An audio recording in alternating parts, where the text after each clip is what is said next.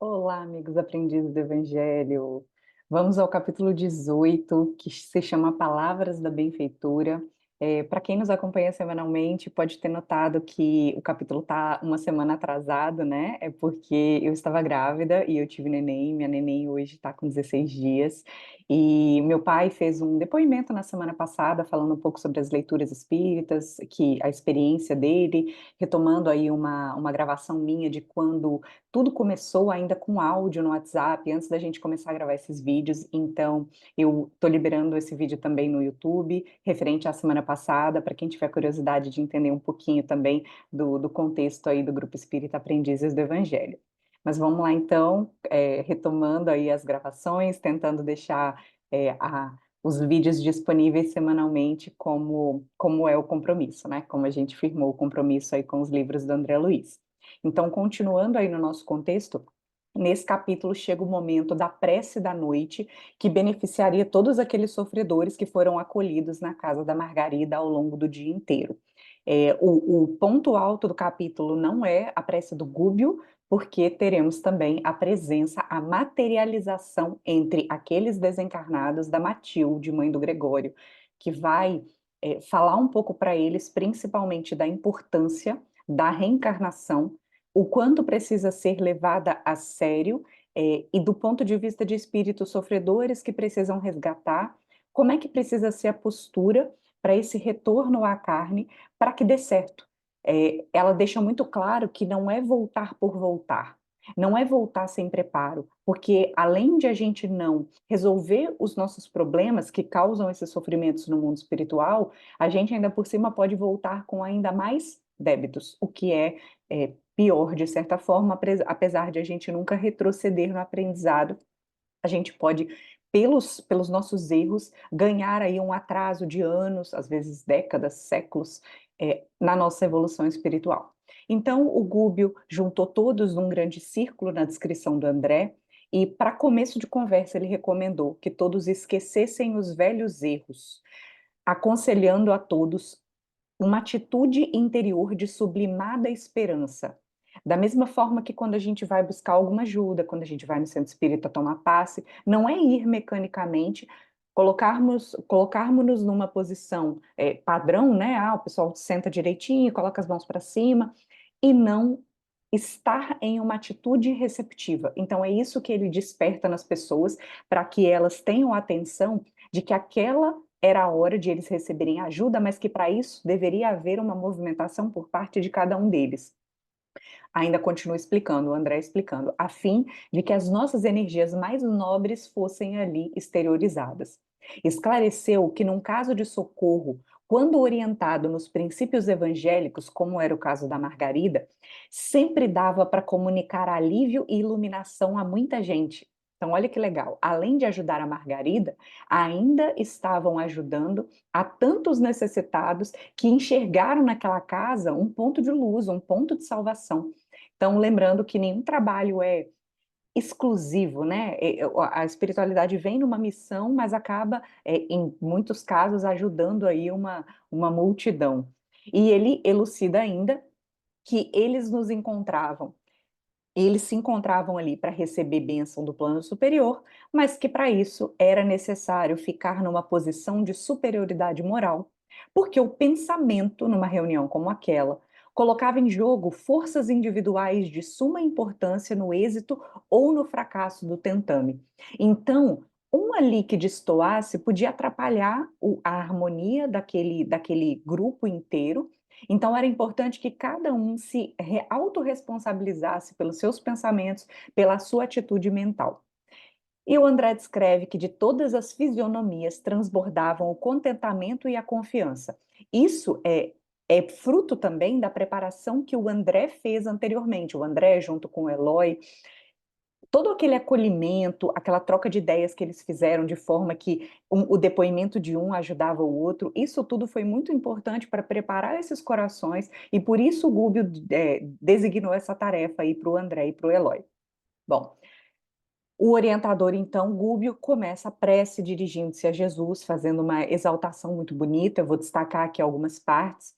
Em algum momento ele fala: temos o peito ressecado pelo egoísmo, e os pés congelados na indiferença, desconhecendo o próprio rumo.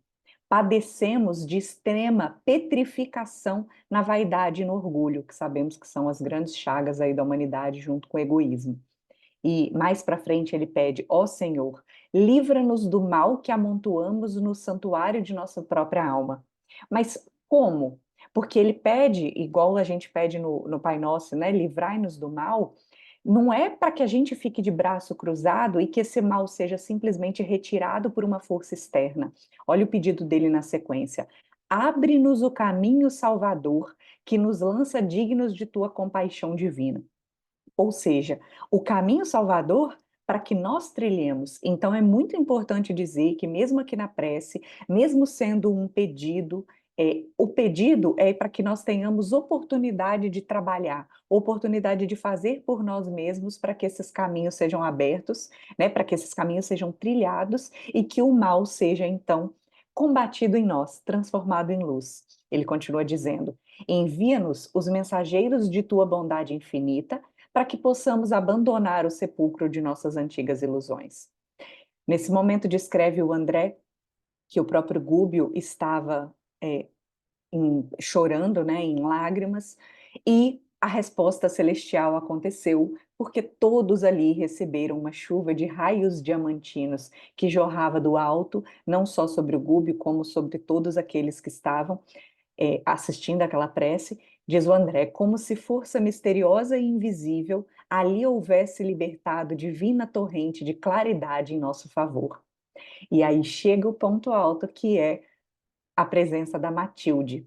O Gúbio chama o André, pede que ele se posicione para dirigir os trabalhos da reunião, ou seja, se colocar naquele lugar do Gúbio, mantendo ainda, né, uma harmonia, para que tenha alguém à frente conduzindo, para que as pessoas não se percam ali naquele momento de prece, porque o Gúbio ia concentrar para que acontecesse a materialização da benfeitora Matilde.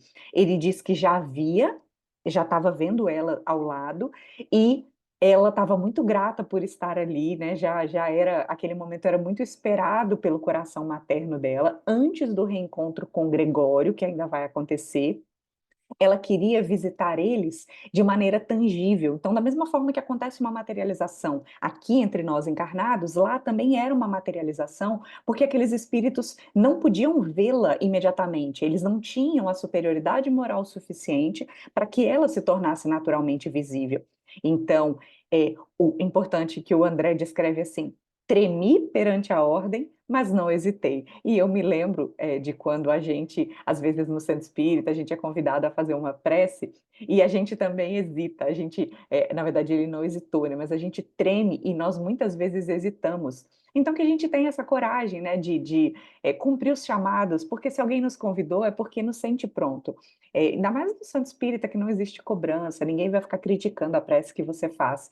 Então, eu, diante dessa transmissão de responsabilidade para o André, que ele tremeu, mas não hesitou, eu lembrei de nós mesmos quando somos chamados também a alguma tarefa.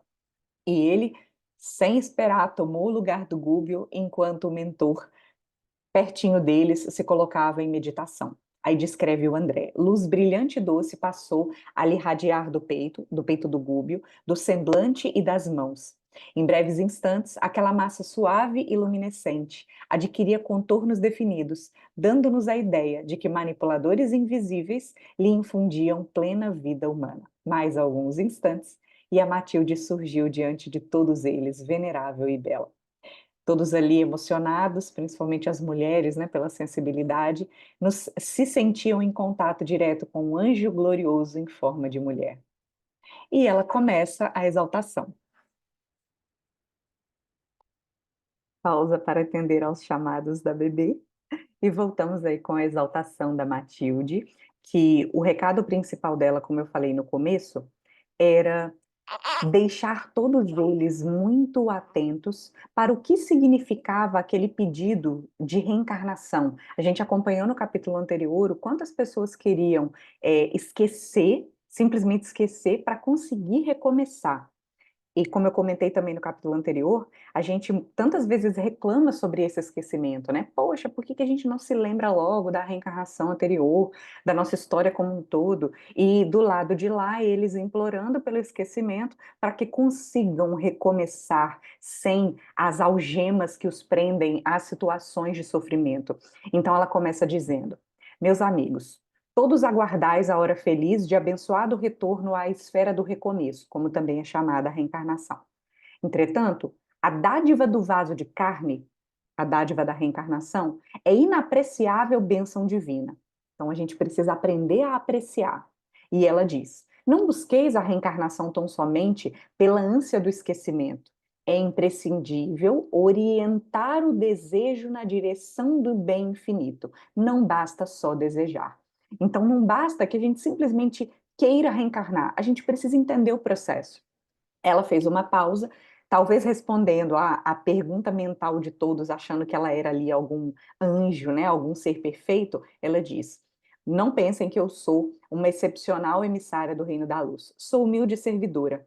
Meus pés ainda são marcados pelo pretérito obscuro, olha a humildade dizendo que ela já cometeu erros, e meu coração ainda guarda cicatrizes recentes e profundas de experiências amargosas que os dias incessantes até agora não conseguiram apagar.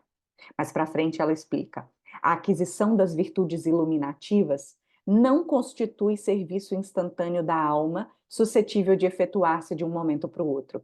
Não é de uma hora para outra que a gente vira santo, que a gente se transforma, que a gente se livra do nosso passado culposo, que a gente diz: a partir de hoje eu vou ser diferente, eu vou reencarnar, vai dar tudo certo.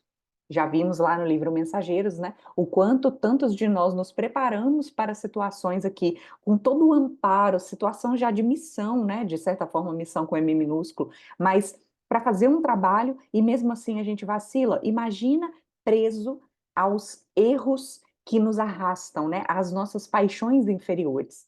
Aí ela continua dizendo: a criatura, encarnada ou desencarnada, onde estiver, respira entre os raios de vida superior ou inferior que emite ao redor dos próprios passos. É algo que a gente vem continuamente aprendendo por meio de várias falas, por meio de vários exemplos. Nós criamos o ambiente em que nós vivemos, o ambiente em que nós estamos inseridos, com os nossos pensamentos, com as nossas atitudes. Nós criamos o céu ou o inferno. Ela continua dizendo: todos nós exteriorizamos energias com as quais nos revestimos e que nos definem muito mais do que as palavras. Então, muito mais do que o que a gente coloca para fora verbalizando, o que a gente pensa já cria esse ambiente ao redor de nós. E ela pergunta: de que vos valeria o retorno à oficina de carne sem conhecimento das obrigações que nos competem ante a justiça divina? Se a gente não sabe exatamente o que a gente deve fazer, se a gente não desperta a consciência para isso, de que adianta voltar na carne? Que nos adiantaria, continua ela, o temporário esquecimento do passado sem nos integrarmos na responsabilidade, a maior força capaz de nos socorrer nos círculos de matéria densa e que se traduz em tendência nobre a persistir conosco, então de que adiantaria? E aí ela explana como a reencarnação precisa ser levada a sério, reforçando. A volta à vestimenta física é uma bênção que poderemos conseguir à custa de generosas intercessões quando nos faleçam méritos para obtê-la no instante oportuno por nós mesmos. Olha que interessante. Se nós, por mérito próprio, não conseguimos essa bênção da reencarnação, nós podemos conseguir por meio de intercessões. Por isso, faça amigos, né? Espalhe bênçãos, tenha quem interceda por você. Da mesma forma, diz ela, que a gente pode conseguir um trabalho aqui na Terra quando a gente movimenta alguns amigos que nos conduzem a esse objetivo. Quando a gente pergunta: ei, tá sabendo de alguma vaga? Se a gente faz a nossa parte, a pessoa pode nos indicar, inclusive: ó, conheço uma pessoa que trabalha bem. Para isso, é claro, a gente precisa criar laços positivos, não laços de mentira, né, que seja simplesmente uma indicação, mas laços verdadeiros de quem nos conhece, de quem é grato por algo que nós fizemos anteriormente. Isso aí não é questão de, vou fazer porque depois vão me devolver. Não, é uma questão de harmonia universal, é uma questão de troca, de fraternidade. Aí ela diz: no entanto, Da mesma forma que ocorre a muitos encarnados que se colocam em quadros de serviço só para abusarem de direitos que nada fizeram por merecer, que é o caso do simplesmente indicação por amizade e não por competência, muitas almas procuram o santuário da carne, a encarnação, formulando precipitadas promessas e nele penetram agravando os próprios débitos. Vêm sem o preparo necessário e aí perdem, sei lá, os 50, 60, 80, 90 anos aqui, além de não voltar com os erros resolvidos, né? Além de não refazer a harmonia com a lei divina, ainda agrava os débitos anteriores. Continua ela, tímidas, levianas ou inconsequentes, aproveitam o estágio bendito na região da neblina, outro nome para a reencarnação aqui na Terra, para repetirem as mesmas faltas de outra época com absoluta perda de tempo, que é patrimônio do Senhor. Então, perda de tempo também é um problema. E ela questiona mais para frente: já armazenaram suficiente força para esquecer os males que vos foram causados na crosta da terra? Ou vai voltar aí com ódio no coração? Reconheceis os vossos erros a ponto de aceitar a necessária retificação? Ou seja, nós já estamos nos autorresponsabilizando pelo que a gente fez, para que a gente volte com aquela consciência de que eu preciso reparar? Que boas obras já efetuastes a fim de pedir novos recursos do céu? O que vocês fizeram por merecer? Então, tem um tempinho ali, enquanto eles são resgatados, antes de preparar a reencarnação, para que eles possam dar um pouquinho de si, para ter um mérito próprio para voltar para a carne. Ela pergunta também: com quem contais para vencer nas experiências por vindouras? Quem vai estar junto com vocês? Ou a gente acha que faz tudo sozinho? Pergunta ela de novo. Ignorais por acaso que é preciso igualmente trabalhar para que se mereça a bênção de um templo carnal na terra? Que amigos beneficiastes para pedir-lhes a ternura e o sacrifício da paternidade e da maternidade no mundo em vosso favor? Porque você vai nascer onde? Existe uma ligação, uma conexão, seja de ódio ou seja de amor, para haver um renascimento. Nesse caso, que eles querem vir para resgatar, querem vir de uma forma orientada e planejada, precisa de alguém que se disponha a ser pai e mãe. Com quem eles têm essa conexão? Quem tem um laço de carinho a ponto de aceitar essa missão de paternidade e maternidade aqui na Terra? E diz ela, porque a gente sabe que algumas encarnações ocorrem de uma forma espontânea, ocorrem simplesmente segundo a lei. Mas não é o caso desses. Esses, apesar dos erros cometidos, eles já têm consciência suficiente para ter sua reencarnação planejada, direcionada. Ela diz: somente as criaturas primitivas, nos círculos selvagens da natureza, conhecem a semi-inconsciência do viver, por se abeirarem ainda dos reinos inferiores. Recebem a reencarnação quase como os irracionais, que aperfeiçoam instintos para ingressarem mais tarde no santuário da razão. Esses não. Esses já estão com a razão bem desenvolvida. E é isso que ela vai explicar. Para nós, porém, senhores de vigorosa inteligência, que já respiramos em centenas de formas diversas e que já atravessamos vários climas evolutivos, ofendendo e sendo ofendidos, amando e odiando, acertando e errando, resgatando débitos e contraindo débitos. A vida não pode resumir-se a mero sonho, como se a reencarnação constituísse simples processo de anestesia da alma. E quantos de nós estamos aqui vivendo anestesiados, perdendo o tempo que ela comenta que é tão sagrado? É indispensável, pois, diz ela, que nos refaçamos. Mais para frente ela diz: uma existência entre os homens, por mais humildes, para nós é um acontecimento importante demais para que o apreciemos sem maior consideração. Então, não importa onde a gente vai nascer, se num berço rico, se num berço pobre, se saudável, se doente, a reencarnação precisa merecer todo o respeito e consideração.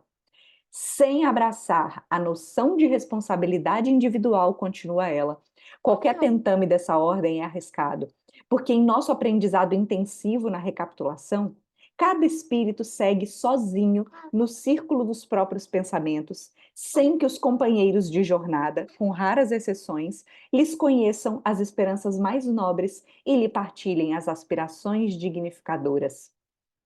A gente geralmente não vence sozinho. A gente precisa das pessoas, a gente precisa de apoio, mas A expiação, o enfrentamento, isso sim, a gente vivencia sozinho. A hora do testemunho, por mais que nós tenhamos ao nosso lado as pessoas que nos auxiliam, que nos receberam como pai e mãe, os amigos que vêm para fortalecer essa nossa reencarnação e nos ajudar a caminhar, o testemunho cada um faz por si só. E é isso que ela está falando.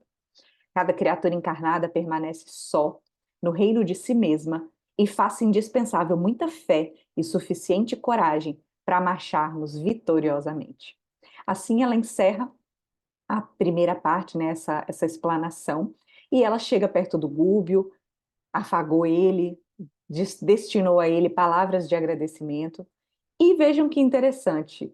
Ela então dirigiu-se aos ouvintes, àqueles todos que estavam ali assistindo aquela explanação dela, pedindo que eles se pronunciassem acerca dos projetos que eles pensavam para o futuro. Diz o André: vozes de gratidão elevaram-se comovidas. Um cavalheiro foi claro na consulta dele. Grande benfeitora. Fui duplamente homicida na última passagem pela Terra. Respirei muitos anos no corpo carnal, como se eu fosse a pessoa mais tranquila do mundo, apesar da consciência cheia de remorso e as mãos cheias de sangue humano. Ludibriei quantos me cercavam, atravessei os umbrais do túmulo, atormentado com essas lembranças, supus que tremendas acusações me esperariam, pensando no Deus que condena, no juiz supremo. Semelhante expectativa aliviava-me de algum modo. Contudo, não encontrei senão o desprezo com o alvitamento de mim próprio. Minhas vítimas distanciaram-se de mim, desculparam-me e esqueceram-me. Olha que interessante quantas vezes a gente resiste ao perdão pensando, mas a pessoa tem que pagar. A lei cuida disso. Olha o caso em que as vítimas esqueceram, seguiram em frente, perdoaram e ele estava ali preso ao mal que ele fez. Diz ele: vejo-me, todavia, acitado por forças punitivas que nunca poderei descrever. Há um tribunal invisível em minha consciência e pergunta como iniciar o esforço de minha restauração? E a Matilde responde: outros irmãos não longe de nós, suportando a carga das mesmas culpas, peregrinam desditosos entre o pesadelo e a aflição inomináveis. Abre teu coração para eles. Olha que interessante. Ajuda para ser ajudado. Ajuda-te que o céu te ajudará. Começarás, diz ela, ajudando-os a enxergar a senda regenerativa, alimentando-os com esperanças e ideais novos e atraindo-os ao trabalho de sublimação pelo esforço na constante aplicação do bem. Sofrer-lhes-ás as injúrias, os remoques, as incompreensões, mas descobrirás um meio de ampará-los com eficiência e brandura. Depois de semelhante sementeira, então a primeira etapa é fazer por onde? Principiarás a recolher as bênçãos de paz e de luz, porque o espírito que ensina com amor, embora delituoso e imperfeito, acaba aprendendo as mais difíceis lições da responsabilidade que adquire, transmitindo a outros revelações salvadoras que não lhe pertencem. Realizado esse esforço, esse serviço nobilitante, retomarás então mais tarde o corpo físico, recapitulando os ensinamentos que gravaste na mente interessada em renovar-se. Reencontrarás daí em diante 1000 motivos para a cólera violenta, porque a tendência vem. Mais uma pausazinha. Então, uma vez que a gente tem as tendências, por exemplo, da violência, da cólera, a tentação de exercer aquela mesma violência vai voltar. Aí ela diz, também a tentação de eliminar adversários, porque ele já foi homicida em uma vida, não é de uma hora para outra que isso vai sumir, né? Que essa ânsia, essa natureza primitiva vai sumir dele. E aí ela diz: se souberes, porém, e sobretudo, se quiseres vencer os próprios impulsos destrutivos, se tiver essa força, então terás demonstrado aproveitamento real e efetivo das dádivas recebidas e revelar-te-ás preparado para a maior ascensão. E toda aquela semeadura que ele fez deu forças e deu mérito para que ele volte à reencarnação. Voltando à reencarnação, ainda assim ele será tentado. Sendo tentado, ele tem a opção de cair de novo ou ele pode demonstrar a força de recomeçar. Se ele consegue vencer isso, é como se ele se libertasse das algemas do passado, e aí sim ele estaria preparado para próximas reencarnações de mais aprendizado e de maior evolução. Mais uma consulta, uma mulher muito chorosa pediu o conselho dela. Grande mensageira do bem. Enquanto encarnada, eu nunca fui punida pelos excessos no abuso dos sentidos. Olha aí mais um caso que talvez, do ponto de vista dos homens, nada aconteceu, a pessoa não tinha débito nenhum, mas do ponto de vista divino não escapa. Ela diz: possuí um lar que não honrei, um esposo que depressa esqueci e filhos que afastei. Meu transviamento moral não foi conhecido na comunidade que vivi, mas a morte apodreceu a máscara que me ocultava aos alheios olhos e passei a experimentar horrível pavor de mim mesmo. Que farei por retornar à paz? Como traduzir o arrependimento que me enche a alma de infinita amargura? E ela recebe uma resposta semelhante. Milhares de seres despojados de roupagem fisiológica estertoram em zona próxima, sob o guante cruel das paixões que se algemaram em vigilantes. Poderás encetar o reajustamento de tuas energias, dedicando-te nos círculos próximos ao levantamento dos sofredores de boa vontade. Ou seja, sofredores que já estão demonstrando condições de serem ajudados.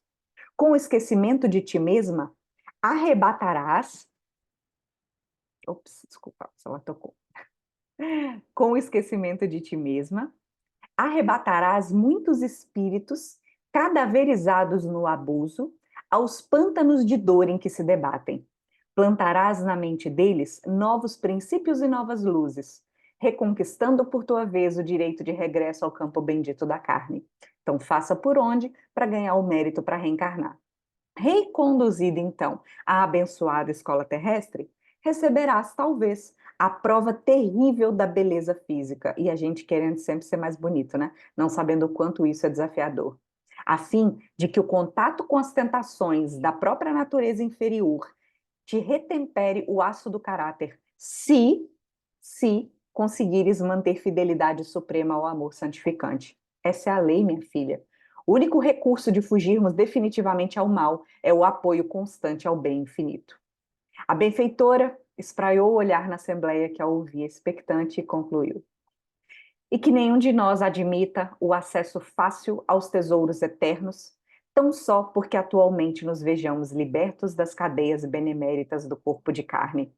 Quem pretende a colheita de felicidade no século vindouro, comece desde agora a sementeira de amor e paz. E que nós possamos começar de agora. A gente não precisa esperar a desencarnação, esperar o sofrimento para fazer esse trabalho de auxílio no mundo espiritual para ter o mérito da reencarnação. A gente pode começar agora e já começar recebendo os frutos quando a gente desencarnar. E para que a gente seja razoavelmente bem recebido, para que a gente tenha condições de trabalhar sem muita espera, né? Ao invés de passar por um sofrimento muito grande, que a gente já tenha condições de recomeçar, da mesma forma que a gente estava trabalhando aqui encarnado, que a gente continue a trabalhar quando desencarnarmos. Então, que a gente comece agora.